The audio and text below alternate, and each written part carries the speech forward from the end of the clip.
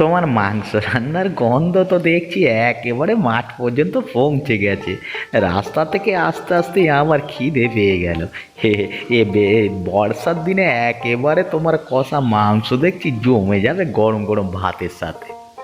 এসো এসো, বৃষ্টির মতো রান্না করছিলাম আর তোমার জন্য খুব চিন্তা হচ্ছিল গো। কেন গো, চিন্তা কিসের আবার? ও মা, চিন্তা হবে না?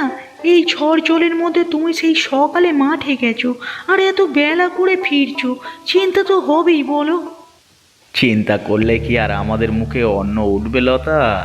আমাদের মতো গরিব মানুষদের তো ঝড় আসুক জল আসুক আর পৃথিবী উল্টে যাক, মাঠে যেতেই হবে। তা যেতে হবে, কিন্তু সময়টা বড্ড খারাপ যে। সত্যি, আমি তাই ভাবছি, এরকমভাবে যদি বৃষ্টি চলতে থাকে তাহলে তো গ্রামে বন্যা হতে তো আর বেশি সময় লাগবে না। কেন, ওদিকে কি জলে ভরে গেছে নাকি? এবছর ধরে নাও মুখে অন্ন উঠবে না।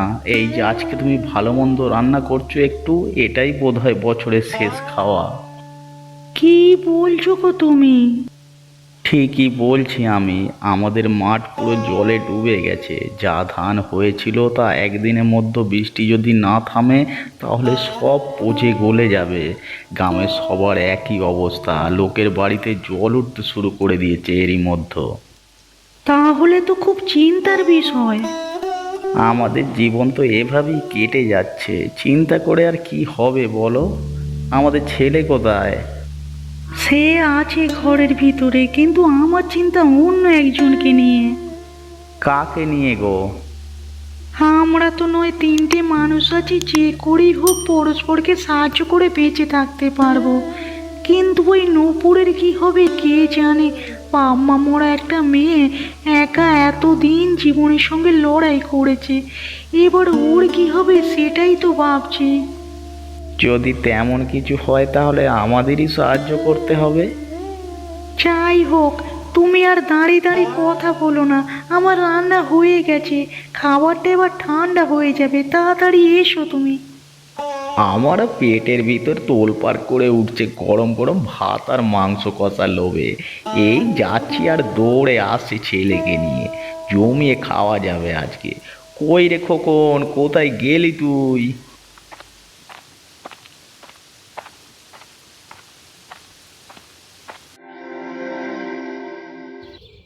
নপুর, শুনছিস? কোথায় তুই? আরে ওই নপুর।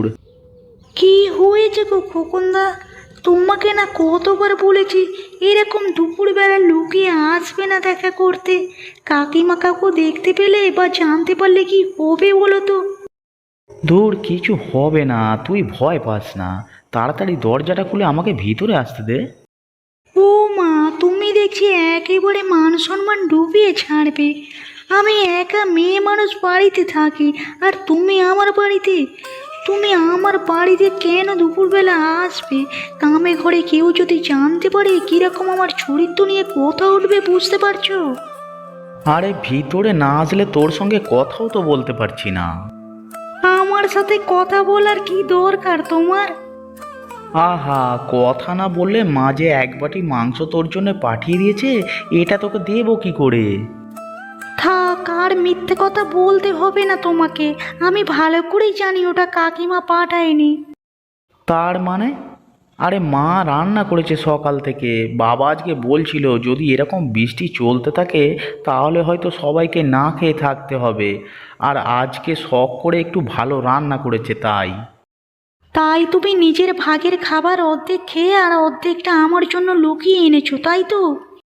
তুই সত্যিটা খুব তাড়াতাড়ি বুঝে যাস। কেন করো গো তুমি আমার জন্য এরকম?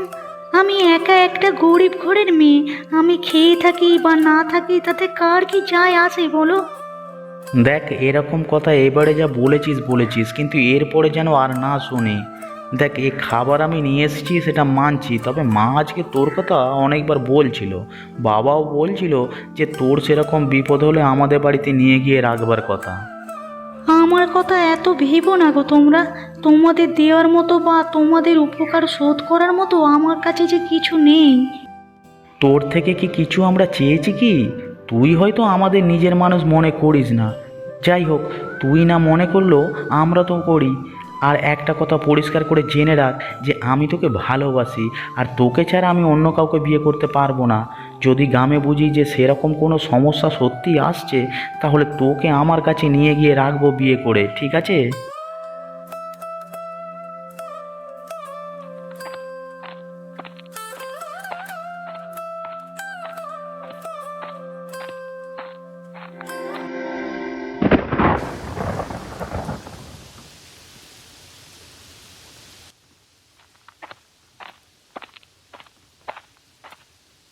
কে রে বাবা, চাঁদু নাকি? এই বৃষ্টির মধ্যে কি ব্যাপার? তোমার কাছে এলাম কাকা। হ্যাঁ, বুকে অনেক জ্বালা নিয়ে কি করব বলো। এই গায়ে তো নিয়ম কানুন সব একেবারে ঝর্ণার জলের মতো ধুয়ে পরিষ্কার হয়ে গেছে। কেন রে, এই ঝড় বৃষ্টির মধ্যে তুই আবার কি সমস্যা দেখতে পেলি? দেখো কাকা, তুমি হলে এই গায়ের সব থেকে প্রবীণ মানুষ, এরকম ঝড় বৃষ্টি এসব তো মানে আসতেই থাকবে গায়ে। কিন্তু তাই বলে গায়ে নিয়ম কেউ জেনে বুঝে ভাঙবে, সেটা তো আর মেনে নেওয়া যায় না। কেন রে বাবা, কে আবার নিয়ম ভাঙলো? কে ভাঙেনি? আমি কবে থেকে বলছি যে এই গায়ে ওই অজিতের বেটা পাশের বাড়ির মেয়েটার সাথে ও ঘুটুর ঘুটুর করছে। আরে আমার কথা কি কেউ মেনেছে? আজকে আমি নিজের চোখে দেখে এলাম, বৃষ্টির অজুহাতে ভর দুপুর বেলায় ওই ছেলেটা মেয়েটার বাড়ি থেকে বেরোচ্ছে। তুই কি করতে গিয়েছিলিস ওদিকে? আমি যাচ্ছিলাম রাস্তা দিয়ে, আরে চোখ পড়ে গেল। এখন তুমি বলো কাকা, ওটা দেখে যদি আমাদের গ্রামের অন্য ছেলেরা ওরকম করা শুরু করে, তাহলে আর গাঁয়ের পরিবেশ কি ঠিক থাকবে? সেটা অবশ্য ঠিক কথা বলেছিস, কিন্তু আমি তো শুনেছি ওদের দুজনের বিয়ের কথা চলছে।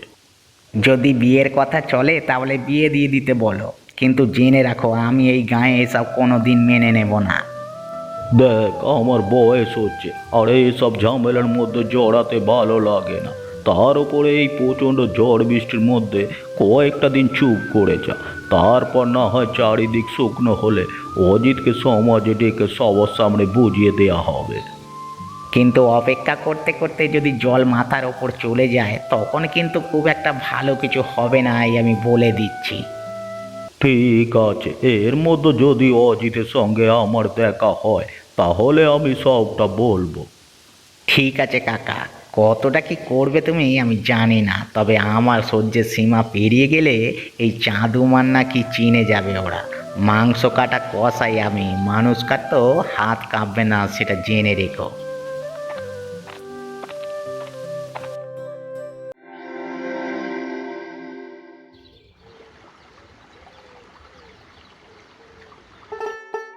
সত্যি এই 4-5 দিনে যে পুরো জীবনটা বদলে যাবে এখনো বিশ্বাস হচ্ছে না, বুঝলে?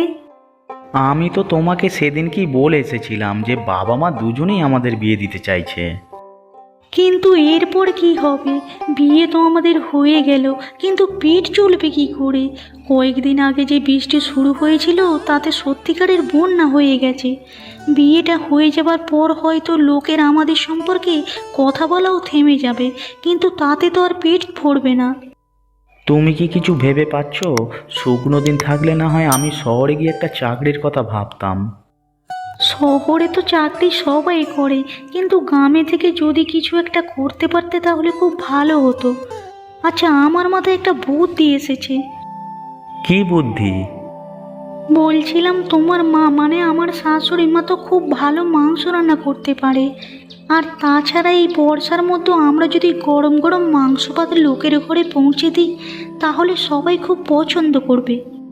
সেটা তো বুঝতে পারছি, তাতে আমাদেরও হাতে দুটো টাকা আসবে, কিন্তু মাংসের দোকান করতে গেলে এবং তা বিক্রি করতে গেলে অত মাংস কোথায় পাবো? আর অত টাকা আমাদের কাছে কোথায়? সেটাও অবশ্য ঠিক কথা, তবে ওই যে আমাদের গ্রামে চাঁদু কাকা আছে না, আমাদের গ্রামের সব থেকে বড় লোক কসাই তো, আমাদের সাহায্য করবে না? তুমি কি পাগল হয়েছো? আমাদের নামে সারাক্ষণ চারিদিকে জানায় তাই বলে বেড়াচ্ছে, আর ও আমাদেরকে সাহায্য করবে? ও যদি আমাদের সাহায্য করে তাহলে ধরে নাও পৃথিবী উল্টে যাবে। তবুও আমাদের মনে হয় আমাদের কিছু একটা করা উচিত। কাল আমি বাবাকে বলবো একবার, মাংস রান্না করবার জন্য যদি অল্প করেও কোথা থেকে মাংস জোগাড় করতে পারে তাহলে আমি সেটুকুও বিক্রি করতে যাব। দেখো যা ভালো বোঝো করো, আমার তো কিছুই মাথায় ঢুকছে না। কেউ আছো গো? আমি বড় বিপদে পড়ে এসেছি, আমাকে বাঁচাবে তোমরা?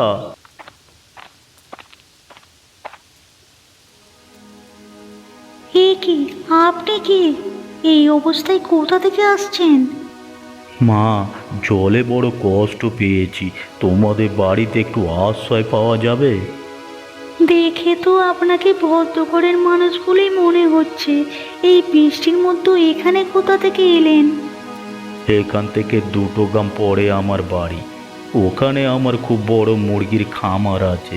আমি মুরগি বিক্রি করতে যাচ্ছিলাম শহরে, কিন্তু আমার সব ভেসে গেছে একদিনের বন্যায়।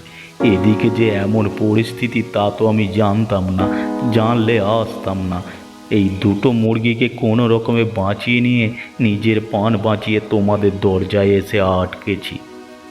আরে আসুন আসুন, ওপরওয়ালা আপনাকে পাঠিয়ে দিয়েছেন আমাদের বাড়িতে, তাড়াতাড়ি ভিতরে আসুন। তার মানে? মানে আপনাকে পরে বলছি, কিন্তু দেখছেন তো আমরা খুব গরিব, আপনার থাকতে হয়তো এখানে খুব অসুবিধা হবে। কোনো অসুবিধা হবে না মা, তুমি যদি মনে না করো তাহলে একটা কথা বলবো। হ্যাঁ বলুন। তোমাদের জন্য তো করবার মতো আমার এখন সামর্থ্য নেই, আমার সব ভেসে গেছে জলে। তবে এই 2টো মুরগি নাও, আজকে সবার জন্য রান্না করো, অন্তত আজকের দিনটা সবাই মিলে একটু আনন্দ করে থাকি। কেন আপনাকে বললাম ওপরওয়ালা পাঠিয়েছেন, সেটা খাবার সময় বুঝতে পারবেন। এখন বাইরে দাঁড়িয়ে দাঁড়িয়ে একদম কথা বলবেন না, আপনি বৃষ্টিতে পুরো ভিজে গেছেন। বাইরে দাঁড়িয়ে থাকলে আপনার শরীর খারাপ করবে, তাড়াতাড়ি ভিতরে আসুন। আমার তো নিজের মেয়ে নেই, থাকলে হয়তো তোমার মতোই বড় হতো, আর তোমার মতো করে ভালোবাসতো আমাকে। আমি খুব খুশি হয়েছি গো মা, আজকালকার দিনে কেউ তো কাউকে এমন করে সাহায্য করে না, কিন্তু তুমি আমাকে বাড়িতে নিয়ে যাচ্ছ। চলো মা, চলো চলো চলো। এরকম আরও মজার মজার গল্প দেখার জন্যে আমাদের চ্যানেলটিকে সাবস্ক্রাইব করতে ভুলবেন না।